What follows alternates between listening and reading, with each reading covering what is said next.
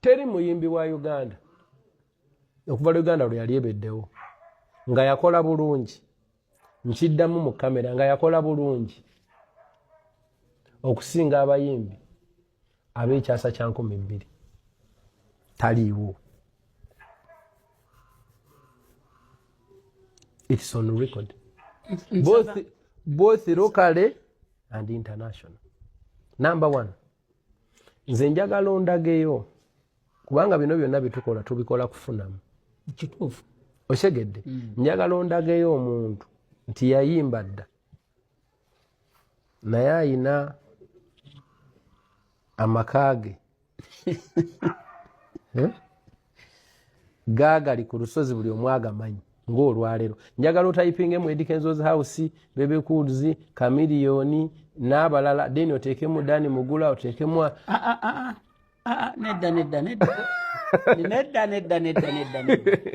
nedda ne bwaba kafeero nti bafudde nedda ssebo awo tetugendagendawo si we. Eddy Kenzo, the question is, why are you singing? Why were they singing? Oyimba kufuna ki? Bo bayimba kufuna ki? Achievement y'abasajja abesooka kwe kukuuma omulimu gwo ogusange. Olaba ogwo omulimu gw'olimu gwayitibwanga kivumo, ng'era n'abasiru baba batiza erinnya nti laba omudongo ono. Si generation yammwe yeereetedde abantu okukkiriza nti okuyimba mulimu. Kakati bali bwe baba balima bulungi ennimiro gwe nojja n'ogisanga. Toyinza kubuuza achievement yaabwe ng'ate gwe wennyini oli achievement yaabwe. Gwe yonna gy'otuuse na yonna gy'ogenze siyinza kubuusabuusa maanyi go. Ne waliwo omusajja eyalima ng'enkumbi tezinnajja oba nga tractor tezinnajja ng'alimisa kasimu fire ebbongo lutaaya. N'atuusaayo ekkula lya Africa ng'ayita mu luyimba nti born in Africa. Eddy Kenzo ogenza okukuba oluyimba olubotola ku international scene. Nga Uganda tulinayo icon eyalwanyisa akawuka ka mukenenya ng'ayita mu kitone kye. Era nga bw'ogamba nti ono waawa we Uganda nti eri ewaava fire ebbongo lutaaya yalwanyisa siriimu ku lukalo lwa Africa. Achievement emala esinga n'ennyumba. Saagala otunuulire kalinaayo ng'ekyomuwendo ennyo ogambe nti ndagaayo kalina y'abayimba mu G9. Munnange omulembe gukula n'ebyagwo. N'ennyumba ya Kafeero mu myaka gyayo wali toyinza mugiyisaamu maaso kubanga tezaali nnyingi eyo ey'ekajjansi. Kakati omulembe guno bw'oba ovuga Escalade kaŋŋambe nga Bobi Wine, tosobola kugamba nti babasudde baavuganga bikkuluuza waaliwo ki? Era Escalade ezo emina era kkuluuza z'ebiseera ebyo ze zaali Escalade ez'omulembe guno. N'abalijja senga naawe oliba okuumye bulungi ekyo ekyakulekerwa, naawe bajja kujerega singa bali banentegeera ng'eyiyo, kuba bagenda kubeera ne zi private jet. Bo bagambe nti tewali mulembe gwali gukoze bulungi musically ng'omulembe gwaffe. Toyinza kunnyumiza bayimbi abo ba 2000s baakola biki? Kuliko eyalina private jet, yes tewagirina. Ne lwakubanga si gwe gwali omulembe gw'okubeera nayo. Wali mulembe mw'otasobola kugifunira naye wali successful mu ngeri yo. Nabwe kityo omwana omusiru yavuma bakitaabe. Gwe eyali badde asiima abasajja abo olw'okuteekerateekera omulimu omulungi n'osobola okugusangawo. Era nga naye kennyini oli achievement yaabwe. Ate gwe abazzeeko bajerege it's like omwana asomye obwalooya n'avuma kitaawe obutasoma. Naye ng'ate kitaawe ye yamuweerera asobole okusomera obwalooya. Eyo ekkooti ensensufu kitaawe gy'olaba ayambadde oba osanga yajambala gwe osobole okusoma. Naye kyennaku nnyo nti gwe bw'omaze okusoma omujereza ekkooti ki nsensufu. Abayimbi bedda ekigendererwa kyabwe mu kuyimba ekisooka tekyali kya ssente kuba omuyimbi yabeeranga musumba. Ensonga lwaki yalabirirwanga bulabirirwa in case obadde tokimanyi.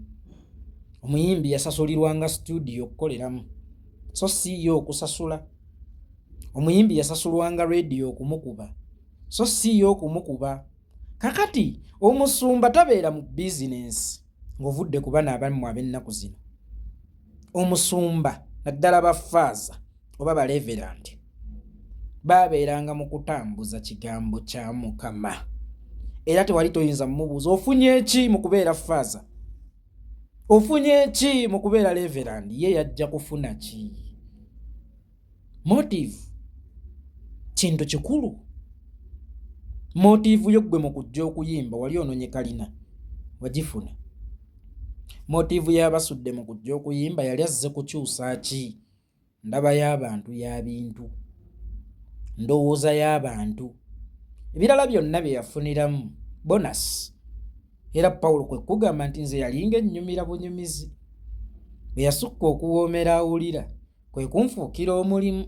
Lupiiya naye kwe kujja, kitegeeza Lupiiya si ye yali ensonga. Mmwe ab'ennaku zino muli ba business man, of course kalina mulina okuzifuna, that's why muteekamu babakube. Muwa abakubi b'amasimu ku radio sente, why kuba essimu nsuddiyemu osaba oluyimba lwange ate nkya ne mubanja contract. Mmwe abateekamu DJ Jacob okankubire oluyimba n'olutwala ku radio ate gwe n'osasula balukkubire ate nkya n'obanja copyright. Which is copyright? What is copyright? Osaba copyright mu biyiiye byo. The question is gwe olina copyright? Olwanyisa nguzi, gwe towa nguzi, gwe tolya nguzi. Omuntu yenna alwanyisa enguzi olina okwewala okugirya, olina okwewala okugiwa.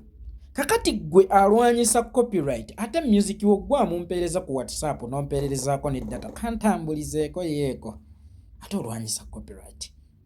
Akayimba ko naali kawulidde nkaguze buki buguzi kyova olaba gavumenti n'abayimbi oba ne parliament mwenna temumanyi copyright. Abagisaba n'abagigaba be musaba tebamanyi kye mubasaba, nammwe abasaba temumanyi kye musaba, kubanga eyavuddeyo eggulo nga asaba copyright mu biyiiye bye kumakya yakedde kumpeereza kayimba yeko kantambulizeeko bambye mu mikwano gyo nga tebakasasulidde oluusi nampeereddeko ne data okusobola okukamutambulizaako. Mu bufunze kye musaba temukimanyi, ne bali kye babawa tebakimanyi. Naye toddamu vuma ba kitaabo.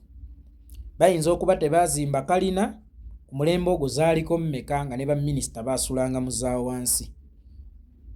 Bayinza okuba tebaavuga esikaleedi mu Uganda mu budde obwo zaalimu mmeka. Kitegeeza wonna we baakoma bwe bwali omulembe gwabwe komaawo, era ye yali achievement yaabwe ey'oku ntikko. That's why Fred oyo yeewuunya basudde si yafudde.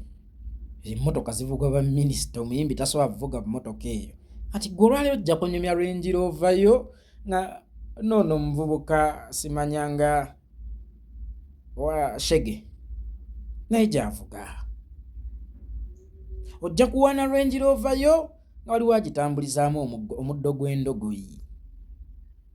Okitegeera muganda wange. Ekirala tewaali shortcut mu kufuna.